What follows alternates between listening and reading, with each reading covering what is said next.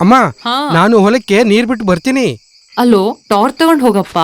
ಮಗ, ಇದ್ ರಾತ್ರಿ ಸಮಯ, ರಬ್ಬರ್ ಬೂಟ್ ಹಾಕೊಂಡ್ ಹೋಗು. ಅಮ್ಮ, ನಾನು 1 ನಿಮಿಷದಲ್ಲಿ ಹಿಂಗ್ ಹೋಗಿ ಬಂದ್ಬಿಡ್ತೀನಿ.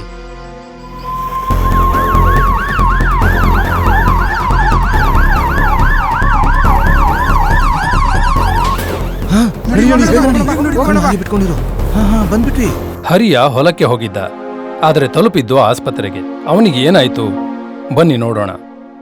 ಹರಿಯ ತನ್ನ ತಾಯಿಯ ಮಾತನ್ನ ಕೇಳಲಿಲ್ಲ. ಅವನು ಟಾರ್ಚ್ ಇಲ್ಲದೆ, ಕೈಗೋಸುಗಳು ಮತ್ತು ಬೂಟುಗಳಿಲ್ಲದೆ ಕೇವಲ ಚಪ್ಪಲಿಯನ್ನು ಮಾತ್ರ ಧರಿಸಿ ಹೊಲಕ್ಕೆ ಹೊರಟಿದ್ದ. ರಾತ್ರಿಯ ಕತ್ತಲೆಯಲ್ಲಿ ಹಾವಿನ ಮೇಲೆ ಕಾಲಿಟ್ಟಿರಬೇಕು. ಈ ವೇಳೆ ಹಾವು ತನ್ನ ರಕ್ಷಣೆಗಾಗಿ ಅವನನ್ನ ಕಚ್ಚಿರಬೇಕು. ಅದೃಷ್ಟವಶಾತ್ ರಾಕೇಶ್ ಮತ್ತು ಹರಿಯಾನ ಹಳ್ಳಿಯಲ್ಲಿ ವಾಸ ಮಾಡುವ ಅವನ ಗೆಳೆಯ ಅದೇ ಸಮಯದಲ್ಲಿ ತಮ್ಮ ಬೈಕ್ನಲ್ಲಿ ಅಲ್ಲಿಗೆ ಹೋಗ್ತಾ ಇದ್ರು. ನನ್ನನ್ನು ಯಾರಾದ್ರೂ ಕಾಪಾಡಿ, ನನ್ನನ್ನು ಯಾರಾದ್ರೂ ಕಾಪಾಡಿ, ನನಗೆ ಹಾವು ಕಚ್ಚಿದೆ. ಬೇಗ ಬಾ, ಬೇಗ ಬಾ. ಅಯ್ಯೋ, ಬೇಗ ಬೇಗ. ಅರೆ ಹರಿಯ, ಏನಾಯ್ತು?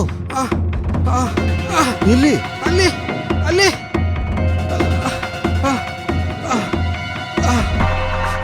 ರಾಕೇಶ ಟಾರ್ಚ್ನ ಬೆಳಕಿನಲ್ಲಿ ಹಾವನ್ನ ನೋಡಿದ. ಆ ಹಾವು ಇನ್ನೂ ಸಹ ಅಲ್ಲೇ ಇತ್ತು. ಅಲ್ಲಿಂದ ಹೊರ ಹೋಗುವ ದಾರಿ ಹುಡುಕುತ್ತಾ ಇತ್ತು. ನಡಿ. ಹರಿಯಾನಿಗೆ ಹಾವು ಮತ್ತೆ ಕಡಿಯದ ಹಾಗೆ ರಾಕೇಶ್ ಅವನನ್ನು ಅಲ್ಲಿಂದ ದೂರ ಕರೆದುಕೊಂಡು ಹೋದ. ಬೇಗ ನಡಿ, ಜೋಪಾನ.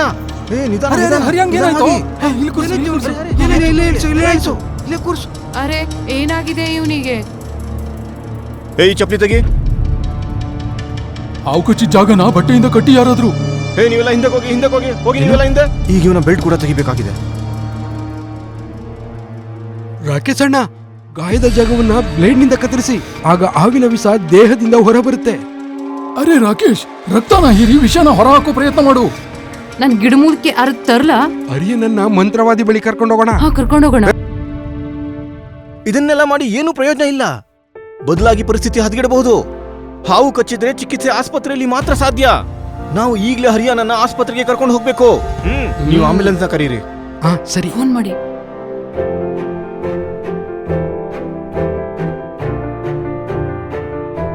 ನೆನಪಿಡಿ, ಹಾವು ಕಚ್ಚಿದರೆ ಕಚ್ಚಿದ ಭಾಗಕ್ಕೆ ಏನೂ ಮಾಡಬೇಡಿ.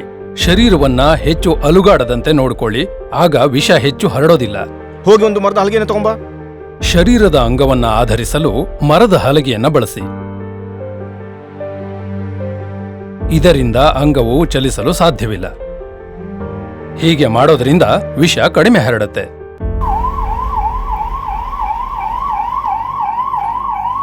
ರಾಕೇಶ ಸರಿಯಾದ ಕೆಲಸ ಮಾಡಿದ. ಜನರ ಮಾತನ್ನ ಒಪ್ಪಲಿಲ್ಲ ಮತ್ತೆ ಹರಿಯಾನನ್ನ ಆಸ್ಪತ್ರೆಗೆ ಕರೆತಂದ.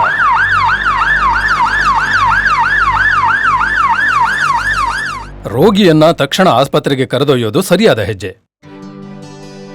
ಆಂಟಿ ಸ್ನೇಕ್ ವೇನಮ್ ಚುಚ್ಚುಮದ್ದು ರಕ್ತದೊಂದಿಗೆ ಬೆರೆತು ವಿಷವನ್ನ ತೆಗೆದುಹಾಕುತ್ತೆ ಮತ್ತು ಇದರಿಂದ ರೋಗಿಯ ಜೀವ ಉಳಿಸಬಹುದು. ಈ ಆಂಟಿ ಸ್ನೇಕ್ ವೇನಮ್ ಚುಚ್ಚುಮದ್ದು ಆಸ್ಪತ್ರೆಗಳಲ್ಲಿ ಲಭ್ಯವಿದೆ. ಆದರೆ ನೋಡಿ, ವಿಷಯ ಇಲ್ಲಿಗೆ ಮುಗಿಯೋದಿಲ್ಲ. ಹಾವುಗಳ ಬಗ್ಗೆಯೂ ಸ್ವಲ್ಪ ತಿಳ್ಕೋಬೇಕು. ಭಾರತದಲ್ಲಿ 100 ಬಗೆಯ ಹಾವುಗಳಿವೆ. ಅವುಗಳಲ್ಲಿ ಕೆಲ ಹಾವುಗಳು ಬಹಳ ವಿಷಕಾರಿಯಾಗಿರುತ್ತವೆ.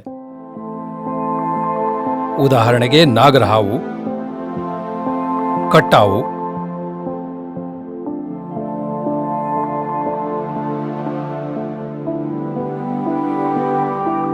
ಗರಗಸ ಮಂಡಲದ ಹಾವು, ಮಂಡಲದ ಹಾವು ಇತ್ಯಾದಿ. ನಾವೆಲ್ಲರೂ ಗಮನ ಕೊಡಬೇಕು ಏನು ಅಂದ್ರೆ, ಹಾವುಗಳೊಂದಿಗೆ ನಮ್ಮ ಮುಖಾಮುಖಿಯನ್ನ ಕಡಿಮೆ ಮಾಡೋದಕ್ಕೆ. ಅದಕ್ಕಾಗಿ ನಾವು ಯಾವ ಮುನ್ನೆಚ್ಚರಿಕೆಗಳನ್ನ ತಗೋಬೇಕು ಬನ್ನಿ ನೋಡೋಣ. ಇಲಿಗಳ ಹಿಂದೆ ಹಾವುಗಳು ಆಗಾಗ್ಗೆ ಮನೆಗೆ ಬರುತ್ತವೆ. ಆದ್ದರಿಂದ ಇಲಿಗಳು ಮನೆಗೆ ಬಾರದಂತೆ ದಾರಿಯನ್ನು ಮತ್ತು ಬಿಲಗಳನ್ನ ಮುಚ್ಚಿ. ಹಾಗೆ ಕೋಳಿಗಳನ್ನ ಮನೆಯಿಂದ ದೂರ ಇಡಿ.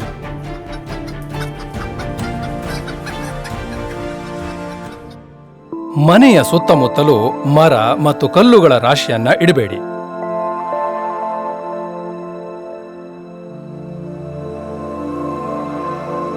ಅಂತಹ ರಾಶಿಗಳಿದ್ದರೆ ಎಚ್ಚರಿಕೆಯಿಂದ ಅಲ್ಲಿಗೆ ಹೋಗಿ.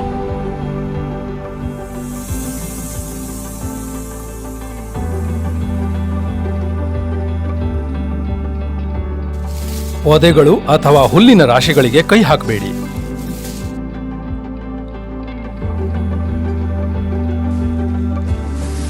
ದಾರಿಯಲ್ಲಿ ಎಲೆಗಳು ಇಲ್ಲದಂತೆ ಸ್ವಚ್ಛವಾಗಿರಿಸಿ. ಮಳೆ ಅಥವಾ ನೆರೆ ಬಂದರೆ ಹಾವುಗಳು ತಮ್ಮ ಬಿಲದಿಂದ ಹೊರಬರುತ್ತವೆ. ಎಚ್ಚರಿಕೆ ವಹಿಸಿ.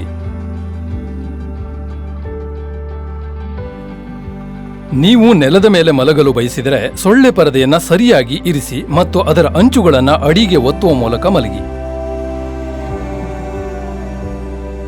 ಟ್ರೆಕ್ಕಿಂಗ್ ಮಾಡುವಾಗ ದೊಡ್ಡ ಬೂಟುಗಳನ್ನು ಧರಿಸಿ.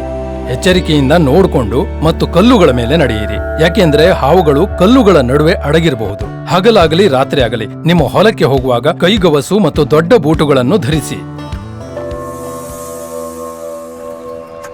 ಹಾವಿನ ಮುಂದೆ ಬಂದ ತಕ್ಷಣ ನಾವು ಹೆದರ್ತೀವಿ. ಹೆದರಿ ಗಾಬರಿಯಾಗಿ ಯೋಚನಾ ಶಕ್ತಿಯನ್ನ ಕಳ್ಕೊಳ್ತೀವಿ. ಹಾಗಾಗಿ ಮೊದಲನೇದಾಗಿ ಭಯ ಪಡಬೇಡಿ ಮತ್ತು ಶಾಂತವಾಗಿರಿ. ಹಾವನ್ನ ಎಂದು ಮುಟ್ಟಲು ಪ್ರಯತ್ನಿಸಬೇಡಿ. ಹಾವಿಗೆ ಹೋಗಲು ದಾರಿ ಬಿಡಿ. ಹಾವು ಕಚ್ಚಿದ್ರೆ ಅದನ್ನ ಕೊಲ್ಬೇಡಿ, ಅದನ್ನ ಬಿಡಿ. ಹಾವಿಗೆ ಹಾನಿ ಮಾಡಲು ಪ್ರಯತ್ನಿಸಬೇಡಿ. ರೋಗಿಯನ್ನು ಸಾಧ್ಯವಾದಷ್ಟು ಬೇಗ ಆಸ್ಪತ್ರೆಗೆ ಕರೆದೊಯ್ಯಿರಿ.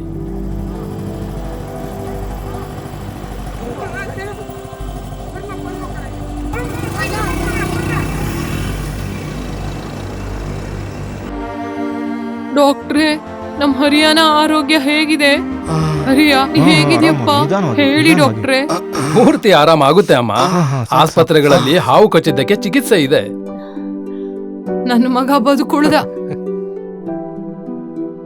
ಮತ್ತೆ ನೋಡಿ ಅಮ್ಮ, ಇವತ್ತಿಂದ ಈ ಟಾರ್ಚು ಮತ್ತೆ ಗಂಬೂಟ್ಸ್ ಅಂದ್ರೆ ರಬ್ಬರ್ನ ಎತ್ತರದ ಬೂಟ್ ಧರಿಸಿ ಹೊಲಕ್ಕೆ ಹೋಗ್ಬೇಕು. ಏನ್ ಹರಿಯಾ?